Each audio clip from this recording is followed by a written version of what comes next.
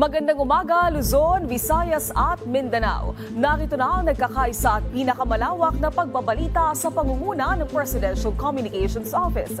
Kabilang ang PTV, Presidential Broadcast Service, Philippine Information Agency, Philippine News Agency at IBC. Tutok na sa mga balita mula sa iba't ibang bahagi ng bansa. Ito ang Balitang Pambansa. Ngayong umaga sa Balitang Pambansa, Pangulong Ferdinand R. Marcos Jr. makakapulong sina outgoing US President Joe Biden at Japanese Prime Minister Ishiba Shigeru sa trilateral phone call sa January 12. Andas ng Poong Jesus Nazareno, mag-aalauna-imedya na nang makabalik sa simbahan ng Quiapo. Traslasyon, tumagal ng halos 21 oras ngayong taon. Mahigit 700,000 deboto nakiisa sa Traslasyon 2025. PNP, itinuturing na generally peaceful ang pista ng Jesus Nazareno. Pilot test ng Unified ID System para sa persons with disability, ikakasana ng DSWD ngayong buwan hanggang Hunyo. Transportation Department, ipinagmalaki ang malaking pagbabago sa Manila International Airport matapos isa pribado. Konstruksyon ng MRT-4, target na ring simulan sa susunod na taon. At higit 400 lugar sa bansa na posibleng pagmula ng gulo sa eleksyon, tinukoy na ng COMELEC.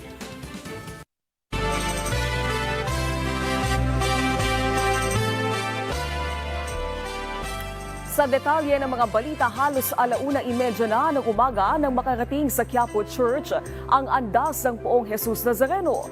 Tumagal ang traslasyon ng higit 20 oras na mas matagal noong nakalipas na taon. Sa kabila naman ng mga naitalang nasaktan, maituturing pa rin generally peaceful ang traslasyon 2025 ayon sa Philippine National Police. Si Vel Custodio ng PTV sa Balitang Pambansa.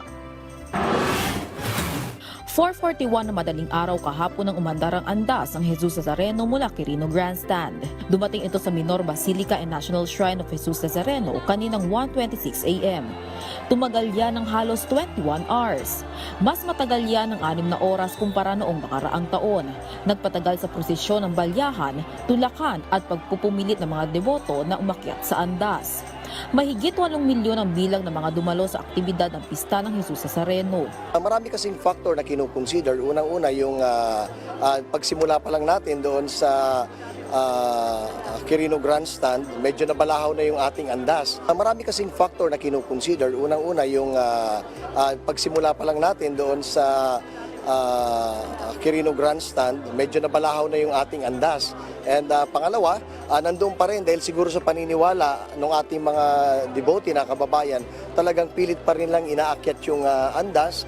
Nakakatuwa naman kahit ganun na nangyari, at least hindi naman nasira yung andas.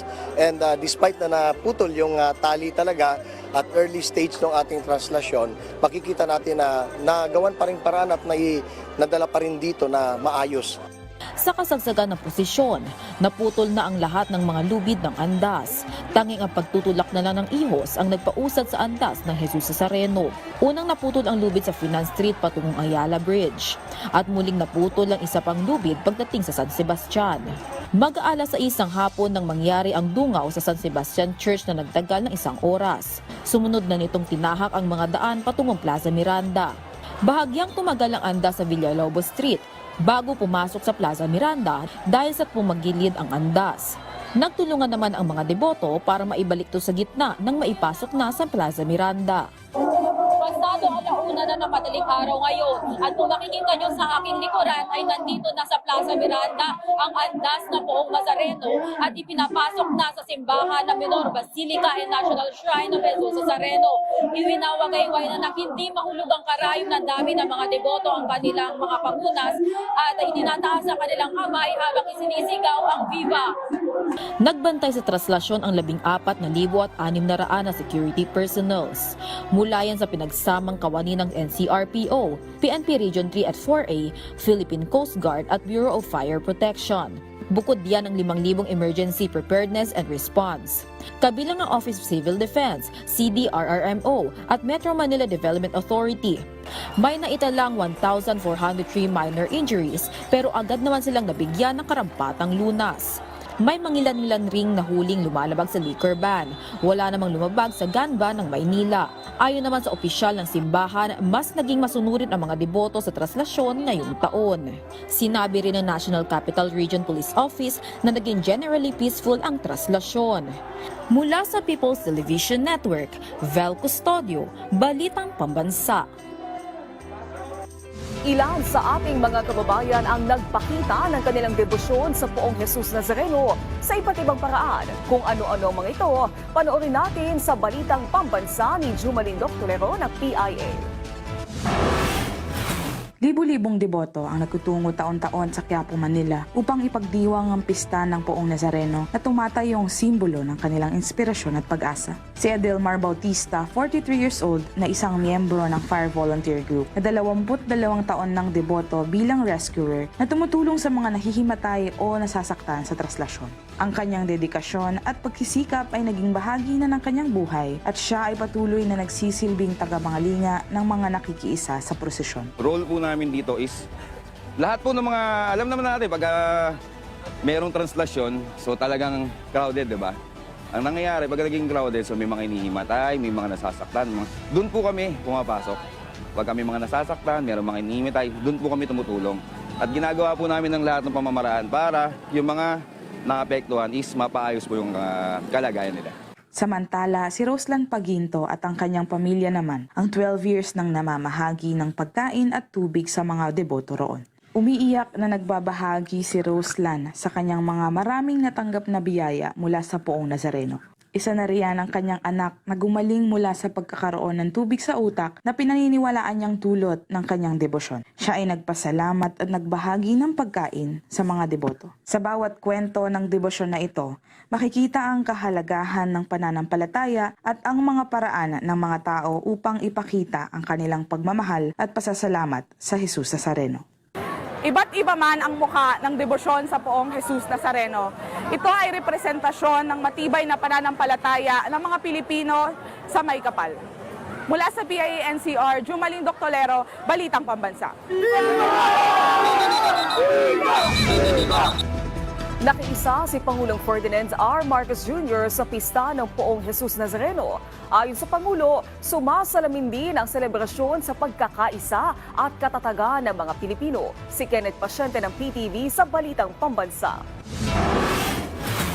Nagpahatid ng pakikiisa si Pangulong Ferdinand R. Marcos Jr. ngayong ginugunita ang pista ng Jesus Nazareno.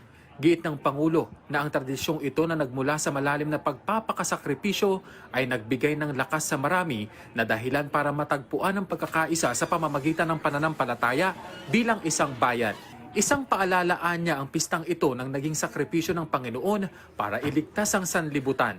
Patunay lamang din anya ito ng kapangyarihan ng Diyos na palaging kasama ng sanlibutan at dinig ang mga dasal at hiling ng nakararami sa panahon ng pangangailangan. Paghimok ng Pangulo na marapat lamang natandaan ng marami na dapat harapin ang mga pagsubok nang hindi natitinag ang pananampalataya sa Diyos, gayon din ang pagtulong sa mga nangangailangan. Umaasa ang Pangulo na paghuhusayin ng araw na ito ang pagkakaisa ng bawat debotong nakikibahagi sa prosesyon ng mas malalim na ugnayan sa makapangyarihang maylikha at mas mataas na layunin sa paglilingkod sa iba. Kumpiyansa ang punong ehekutibo na kaya ng mga Pilipino na isabuhay ang halimbawa ng Nazareno sa araw-araw na pamumuhay sa mundo bilang mga tagapagtangkilik ng pag-asa, mga tagapagkasundo at mga tagapagbuo ng lipunan na magpapabago sa kanilang mga komunidad sa pamamagitan ng isang mabuting gawa.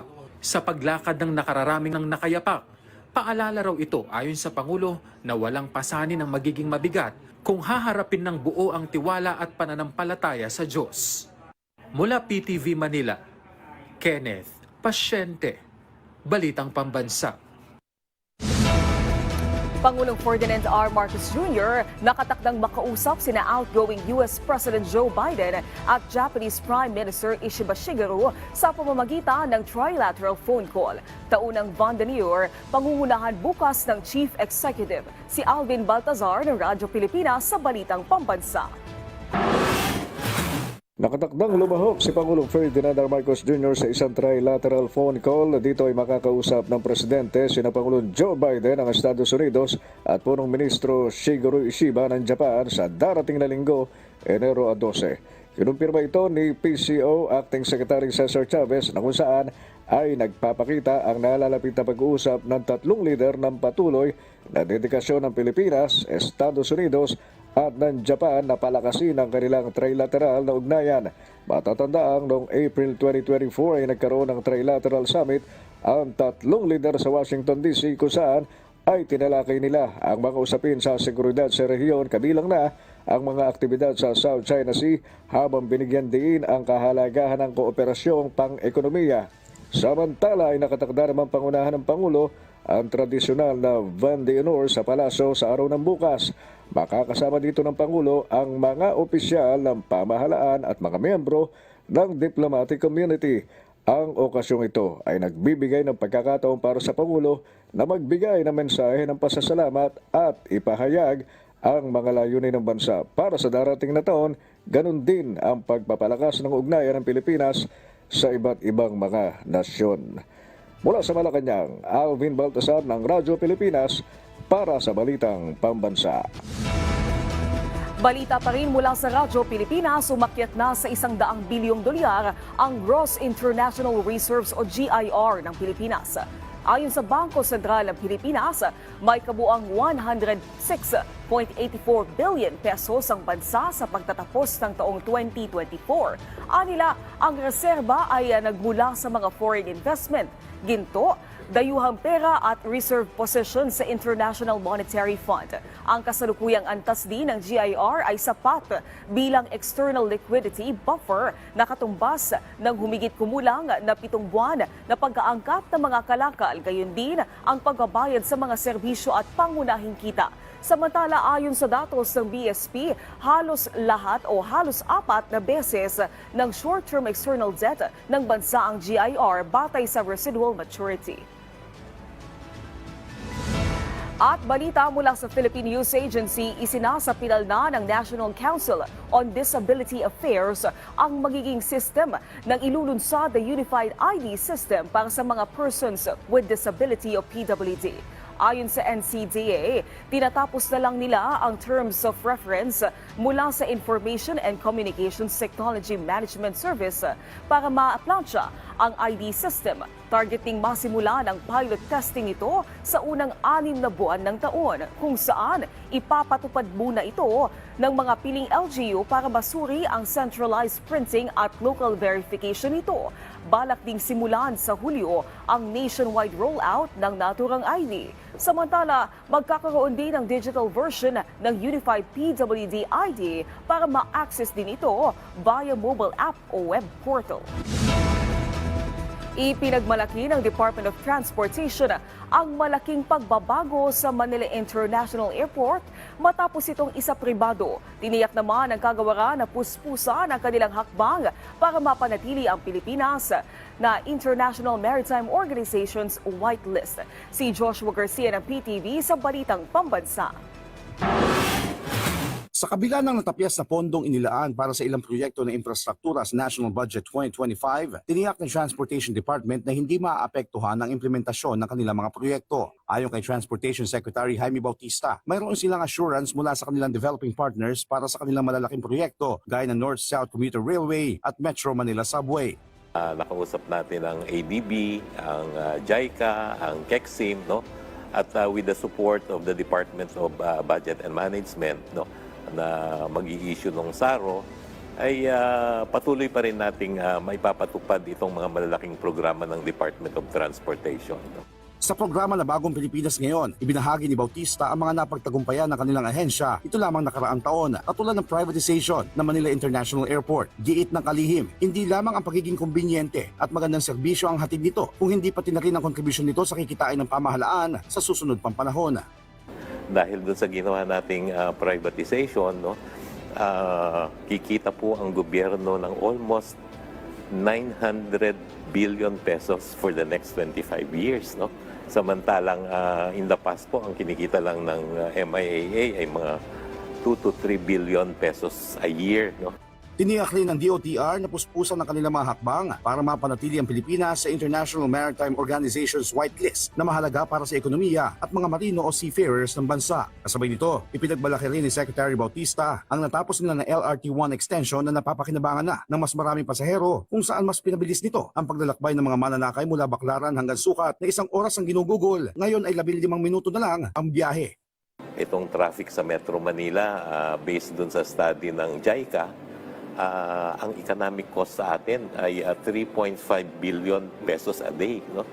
So with the operation of or the extension of LRT-1, medyo mababawasan po yung economic cost ng traffic sa atin. Samantala, sa pinakauling update ng DOTR, mula 83% ay umabot na sa 86% ang nakonsolida para sa Public Utility Vehicle Modernization Program. Kasabay nito ay ang isinasagawa nila na route rationalization kasama ang mga LGU para sa sustainable at profitable na mga ruta kung saan nasa 20% na ang natatapos. Kinalakay rin sa nasabing programa ang mga plano ng DOTR sa privatization ng EDSA Busway na inaasahan matatapos ang terms of reference sa first quarter ng taon. Gayon din ang privatization ng Lagindingan at Bohol Airport na magpapataas ng kapasidad ng mga paliparan. Inaasahan naman ng DOTR na masisimulan ang konstruksyon ng MRT-4 sa taong 2026 habang matatapos naman ang North-South Commuter Railway sa taong 2030. Mula PTV Manila, Joshua Garcia para sa Balitang Pambansa. Target ng Department of Transportation na simulan ang konstruksyon sa MRT-4 sa 2026. Kaya naman sa taong ito, pagtutuon ng pansin ng DOTR ang mga disenyo ng proyekto at ang mga kailangang right-of-way. Sa panayam ng Bagong Pilipinas ngayon, sinabi ni DOTR Secretary Jaime Bautista na kinontrata nila ang isang Spanish consultant at 2 pang pribadong kumpanya para sa disenyo ng MRT-4. Ang 15.5 kilometers na linya ng MRT-4 ay dadaan sa Mandaluyong, San Juan, Quezon City, Pasig City, Cainta at Taytay sa lalawigan ng Rizal. Nasa 400 pasahero ang makikinabang sa MRT-4 kada araw kapag nagsimula na ang operasyon nito. Inaprubahan na ng Board of Investment ang 2.35 billion pesos na modernization project para sa Iloilo Commercial Port Complex na itatayo sa Iloilo City. Ang proyektong ito ay pangangasiwaan ng Visayan Container Terminal, isang sangay ng kumpanyang International Container Terminal Services. Dahil nakarehistro sa BOI, mabibigyan ng insentibo ang proyektong ito sa ilalim ng CREATE Law. Kasama sa mga benepisyo ang hindi pagbabayad ng income tax sa loob ng 3 taon at 5 taong tax-free sa mga aangkating materyales. Ang proyektong ito ay nagkakahalaga ng mahigit 10 bilyong piso. Inilabas na ng COMELEC ang kanilang listahan para sa priority areas of concern sa darating na election period ngayong Enero. Pero anila, mari pa itong mabago depende sa mga pangyayari. Narito ang report. Tinukoy na ng Commission on Elections sa mga lugar na ituturing na priority areas of concern para sa Hatol ng Bayan 2025. Ito ay mga lugar na dapat mariing bantayan ng COMELEC kasama ang Philippine National Police at Armed Forces of the Philippines. Sa 1,642 na lungsod at mga munisipalidad sa buong bansa, 403 ang ilalagay nila sa red, orange at yellow category simula sa January 12. 188 dito ay nasa yellow category, 177 ay nasa orange category at 38 naman ang red category. Ayon sa COMELEC, initial pa lang ito at posible pang magbago depende sa mga pangyayari pagpatak ng election period sa January 12. More directed sa amin, hindi sa mga tao. Para naman, alam namin kung saan ipe-preposition ang puwersa, alam namin kung alin yung mas i-monitor closely, alam namin kung paano kami magre-react in the event na mayroong problema, especially in red category areas. Ang yellow category, kailangan lang ng katamtamang monitoring mula sa mga otoridad dahil dito may mga nangyaring suspected election-related incidents. Meron din itong mga away politika, armadong grupo at mga dati na itong nailagay sa COMELEC control. Sa orange category naman, kailangan din ng dobleng monitoring kumpara sa yellow category. Pero ang mga pinaka-prioridad nila ay ang nasa red category dahil ito ay ang mga may matitinding away politika, may mga pagbabanta at puwersa ng armed group. Ang pinakamarami naman sa red category ay ang Bangsamoro Autonomous Region in Muslim Mindanao o BARM. Kaya dito may dagdag puwersa na ng PNP at AFP. Practically magdadagdag po kami just to make sure na yung mga tao namin safe. That's only, yun po yung gusto natin eh.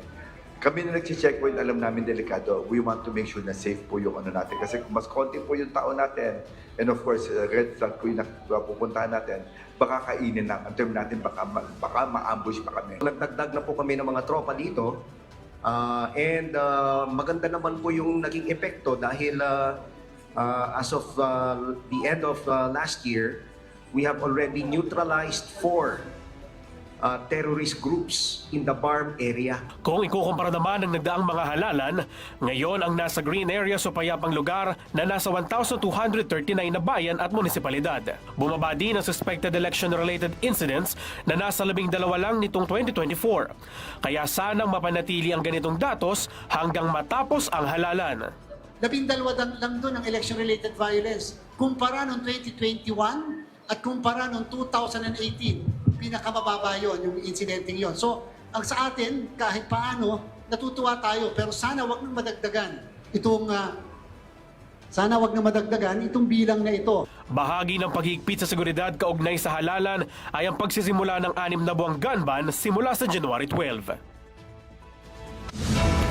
Police Regional Office 9 nakahanda na sa pagsisimula ng election period sa darating na linggo. Integridad at tiwala sa proseso ng halalan, sinisiguro ng PPCRV. Si Justin Bulano na Radyo Pilipinas Zamboanga para sa Balitang Pambansa. Tinauhan na ng mga miyembro ng Police Regional Office 9 ang inactivate nilang Regional Election Monitoring Action Center dito sa Zamboanga City. Isa na ba ito sa pagbubukas ng National Election Monitoring Center sa PNP headquarters sa Camp Crame. Ayon kay Pro9 Regional Director Police Brigadier General Boen Joy Masauding, mahigpit silang magbabantay upang masiguro ang kaayusan at seguridad sa darating na halalan. The activation of the National and Regional Election Monitoring Action Centers is among the most effective best practices of the PNP in managing peace and order and public safety and security during elections. At dahil 2 araw na lamang bago ang pagsisimula ng election period, handang-handa na rin magbantay sa 2025 midterm elections ang Parish Pastoral Council for Responsible Voting Zamboanga. Layunin ng PPCRV na makahikayat ng marami pang volunteers para turuan ang mga botante na pumili ng mga karapat-dapat na mga opisyal ng pamahalaan. PPCRV Zamboanga remain committed to its mission of safeguarding the democracy. As the 2025 election approach, the team looks forward to continuing its work, inspiring trust in the electoral system, empowering ever more volunteers to uphold the values of honesty, integrity, credibility, and love for the nation. Mula sa Radyo Pilipinas Zamboanga, Justin Bulanon para sa Balitang Pambansa. Isinumite na ni Pangulong Ferdinand R. Marcos Jr. ang ad interim appointments ng ilang opisyal ng Department of Foreign Affairs para sa kumpirmasyon ng Commission on Appointments. Itinalaga sina Adrian Elber Soriano Cruz, Arlene Tulid Magdo at Donna Musa Rodriguez bilang Chief of Mission Class 2. Habang bilang Career Minister naman, sina Bolivar Laudet Bao, Alena Grace Santiago Bora, Dominic Xavier Marquez Imperial at Gilbert Lieva Segara. Ang sinumang may pagtutol ay pwedeng magsumite ng kanilang pinanumpaang salaysay sa tanggapan ng Commission on Appointments sa Pasay City. Pwede ding tumawag sa mga sumusunod na numero kung nais malaman ang schedule ng mga pagdinig. Tinutulan ng Department of Foreign Affairs o DFA ang patuloy na pagpapakawala ng ballistic missile ng Democratic People's Republic of Korea o DPK-RK nitong January 6. Sa inilabas na pahayag ng DFA, binigyan diin ito na ang pagpapatuloy ng nasabing mapanganib na aksyon ay pwedeng makaapekto sa ekonomiya at kapayapaan sa Korean Peninsula at Indo-Pacific region.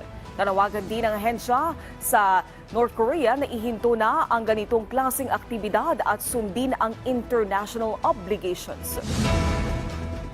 Kauna-unahang ospital sa bayan ng Tampakan sa South Cotabato, mapakikinabangan na ng mga residente, lalo na mula sa mga liblib na barangay. Si Aurea Marie Belguera ng PIA SOC Sergeant para sa Balitang Pambansa. Hindi na kinakailangang bumiyahe patungo sa karatig lungsod upang magpagamot. Ito ang ginhawang hatid ng pagbubukas ng kauna-unahang ospital sa mga residente sa bayan ng Tampakan, South Cotabato. Ang Tampakan General Hospital na isang infirmary sa ngayon ay mayroong 42-bed capacity at may kakayahang magbigay ng serbisyong medikal. Hangad ng lokal na pamahalaan ang maging isang ganap na level 1 hospital ito sa hinaharap. Yun ang gusto kong i-emphasize. Na although yung sentro ng Tampakan malapit sa Coradal, but yung majority na constituency sa mga bundok, malayo. So, yung sentro from Coradal is around 20 minutes travel. But yung bundok ng mga barangays going to downtown Tampakan, 1 hour or more. So, yun ang hindi nakikita nila noon. Labis naman ang tuwa't pasasalamat ng mga residente sa pagkakaroon ng malapit at libreng ospital sa Tampakan. Ako ngayon, nagpasalamat din ko na naana diri sa Tampakan. Kaya kung nalapit lang, mas madali din sa mo ang pag ani mo diri kaya nga po mga apo masakit lang. Nga nagpasalamat din ko nga naana gid yung ospital sa Tampakan. Mga pagkaon na libre o ang tanggay. Salamat din po na nga niabot din sa mua. Patuloy ang pakikipagtulungan ng lokal na pamahalaan sa iba't ibang sektor upang mas mapabuti, mapabilis at mapalawak ang pagbibigay ng serbisyong medikal lalo na sa malalayong komunidad ng Tampakan. Mula sa Philippine Information Agency SOC Sergeant, Aurea Marie Belguera, Balitang Pambansa. Iloilo Airport ang nakikitang modelo ng Legazpi City LGU sa pagtatayo ng business district sa Old Legazpi Airport. Layunin nito na makahikayat ng mga negosyante at mamumuhunan sa lungsod. Si Paul Happy na Radyo Pilipinas sa Balitang Pambansa. Ito ang dating Legazpi Airport na planong gawing business district ng lokal na pamahalaan ng Legazpi City sa mga susunod na taon. Inanunsyo yan ni Mayor Alfredo Garbin kung saan idinitalye niya ang mga plano para sa patuloy na paglago ng lungsod sa pamamagitan ng panghihikayat sa mga negosyante at namumuhunan. We are planning to convert the old airport into another commercial area. Right now we're in talks with the Department of National Defense and the Department of Transportation and Railways to convert that idle property into a more useful and economical use for our city. Iloilo Airport ang inspirasyon ng lokal na pamahalaan sa binabalak na business district para makalikha ng malalaking negosyo, maraming trabaho at may infrastruktura gaya ng hotel, convention centers at mga mall. Bukod sa business district, nakatakda ring simulan ang Phase 1 ng Bicol International Sports Stadium na may 25,000 seating capacity. Dito rin sa Old Legazpi Airport, pinaplano ni Mayor Garbin na magtayo ng bagong City Hall. Hihingi aniya ang Legazpi City LGU ng tulong sa national government para sa pondo. Oras na matuloy ang naturang plano, magdadala ito ng libu-libong trabaho sa syudad at magiging hakbang na rin para sa tuloy-tuloy na pag-unlad ng syudad ng Legazpi. Mula sa Radyo Pilipinas Albay, Paul Lapin para sa Balitang Pambansa. Samantala, abangan naman sa programang Bagong Pilipinas Ngayon ang panayam kay Department of Tourism Secretary Cristina Frasco. Mamaya na po yan ng 12:30 p.m. kaya tutok lang dito sa inyong telebisyon ng bayan, ang PTV. Maraming salamat sa pagsama sa amin ngayong umaga. Tumutok muli sa ating programa mamayang alas 12 ng tanghali kasamang buong puwersa ng Presidential Communications Office. Ito ang nagkakaisang puwersa ng pagbabalita mula sa PTV. Ako si Naomi Tiburcio. Ito ang Balitang Pambansa.